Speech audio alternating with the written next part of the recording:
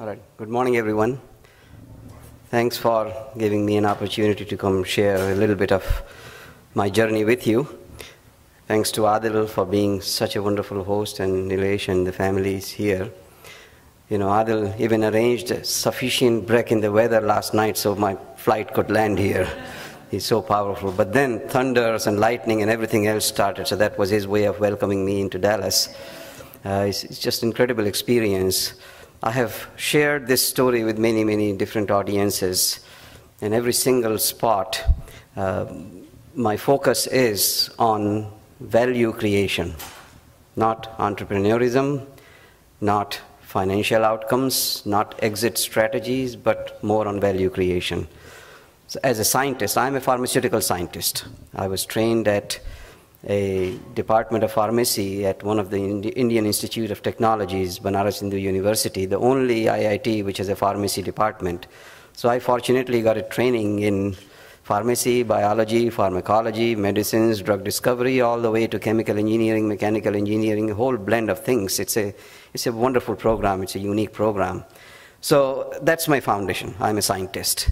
And what I'm going to illustrate is through my 20 or so slides is how a scientist can go on, and if he or she keeps the mind and eyes open to learning things, great things can be done. And that's what this story is about.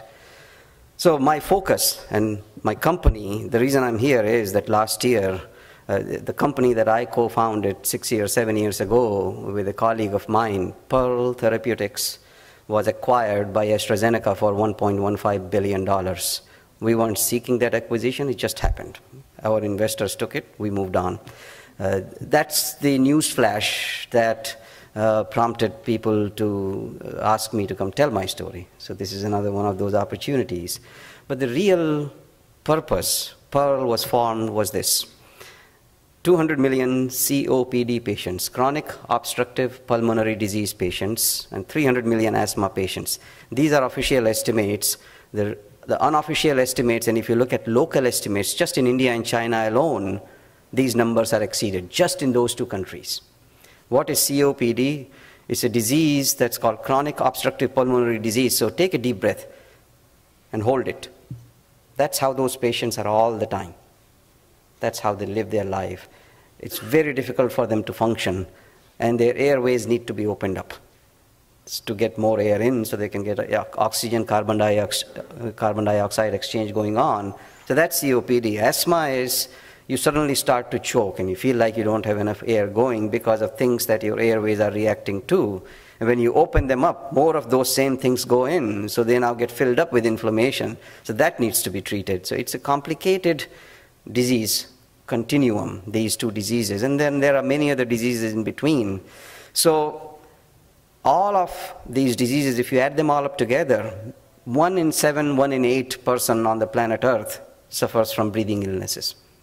And that's what, or respiratory illnesses. That's what Pearl was started to do. As a matter of fact, tomorrow, 22 years ago, is when I got my start in the industry. At Glaxo Inc., and it was all about respiratory illnesses. So the mission was to satisfy the need of chronic drug delivery to the airways. That's what Pearl was started with. And this illustrates why that need exists. If you look at age on the x-axis and amount of air you expire in 1 second, forced expired volume in 1 second, that's called lung function. Lung function with age declines over time. That's the green curve. All of us are going to go through that declination. But what happens is if the lungs are exposed to smoke, whether by smoking or secondhand smoke or by chronic dust or other things, the lungs eventually give up. And they're very hardy organs, but they have to be insulted enough for them to give up and move from the green curve to the red curve.